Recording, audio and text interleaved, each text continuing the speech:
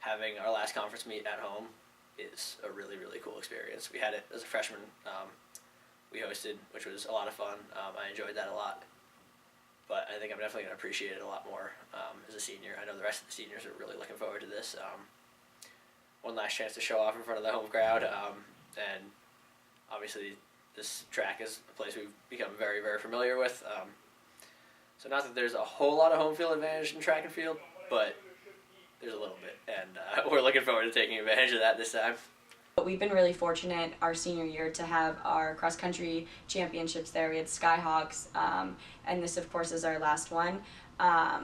What's nice about it is the support from the Stonehill community. Everyone comes out. Even like hopefully I'll have students that I was teaching in Brockton, they want to come to the meet. So it's a whole collaboration of what Stonehill is, and alumni and students and faculty, professors, all of that really come to support. And I think that's something that is definitely going to be a memory of W.B. Mason, and something that you might not find at other stadiums, but you find right here at Stonehill. So. Coach always brings up how we continue to build this legacy. Each person has an individual role, and we were the underdogs at one point in time, so it's like, you know, who's going to be the first team to lose, Coach always says. So we really want to keep building that, and so when us seniors graduate, you know, it's the juniors' role to kind of take on that leadership position to keep that ball moving. It's our intention this weekend to just keep the energy and intensity going. Everyone, you know, perform how they're seated, or if not, obviously perform better, because, you know, right now we're kind of tied with Southern, but they're probably thinking the exact same thing.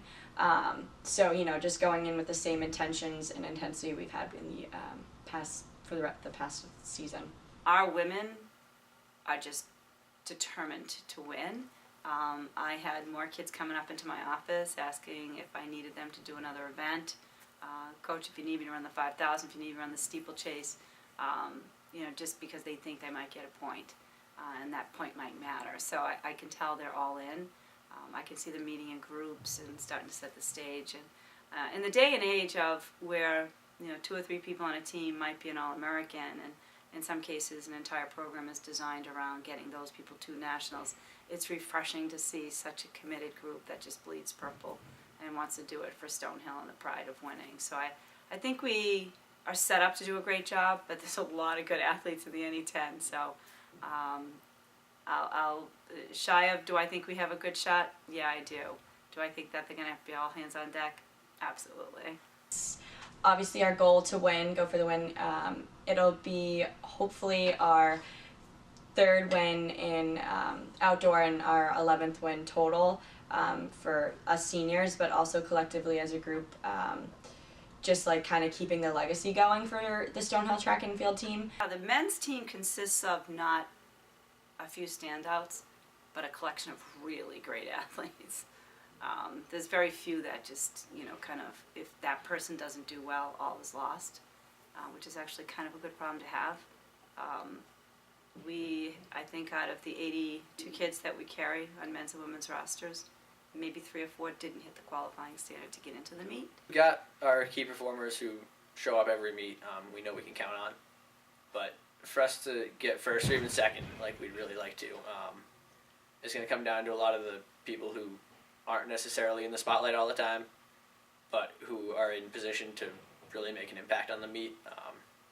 We have a lot of guys who are right outside of scoring position or barely scoring that have the potential to do much better than they're seeded right now. And us doing what we'd like to do in this meet is really to come down to those people all stepping up, having the day they're capable of on the right day. I mean, indoors as a team, we really weren't satisfied with the way we performed at NE10s, which isn't like us as a team. This program historically has been very, very good at NE10 championships, and for us not to perform to our expectations at the conference meet indoors, it's kind of a wake-up call, and the team's really come a long way in being consistent and showing up every time we step on the line this season. It's a new team from the team that competed indoors, and I really think that if everyone continues to run the way they've been running, we'll have a really good shot. They underachieved, I think is the best way to put it. When our freshmen left for the summer last year, I remember very pointedly telling them you're going to have to grow up really fast next year because we didn't have a big, huge class of juniors, and we have a big, huge class of freshmen and sophomores. And I don't think they totally understood what that meant. And I was trying to explain this to our captains, that imagine if all these guys were juniors and you had had 3 years together. They had had one going into that indoor championship, and just understand the intensity of it. So you can think you're really talented, you can think you're really good, and with no pressure on you, perhaps you can be, but then you add that extra pressure. And it does play a part. Something good comes out of everything. I think that had to happen for this team to understand the intensity of what it takes to do well as a team in a championship. You can't depend on one person. Joe Santo's very talented. When we had Corey Thomas one year, he won the national championship in the high jump. But we're never going to win a team title with one person. So I think the guys know now that it's not going to come down to just our best guys. It's going to come down to all of our guys. We always look to be in the top 3. That's where we think we belong. Obviously, winning is the ultimate goal every time you step on the line. But realistically, this year, second will be a win. Southern Connecticut is just ridiculously good, and it's particularly in a lot of areas that we're not that strong. So catching them isn't really that realistic, but everyone else is within range. We're actually, if you tally up the entry lists as they stand right now, we'd be second, which would be a really huge day for us. That'd be ideal. That's what we're really, really striving for. But top 3 at the very least is our goal. Anything under that, and I don't think anyone will be that happy. Personally, I'm really excited for the 1500. Nicole and I both last year, or for the past 2 years, it's gone 1 and 2. We kind of like to beat the crap out of each other. I don't know if you can say that, but you know, we kind of just both push each other really hard straight until the line. So I'm really excited to have that race with her, and then the rest of the girls. We have 5 girls actually in the 1500 out of the 10 in the seeded heat. So hopefully we can go 1 through 5. 10K is kind of a tough event to hop into as a freshman. I really wanted to do it. I don't know why I wanted to do it then. But as a freshman, coach let me do it. She doesn't a lot of times she'll make freshmen run the 5K just because it's a lot more familiar. But it's helped, I think, to run it all 4 years. I really feel like I'm starting to finally get a handle on the race because it is a bear. It's something that's not all that natural to do. But after last year, I mean, second was all right, but I mean, when you're that close, you always want to win.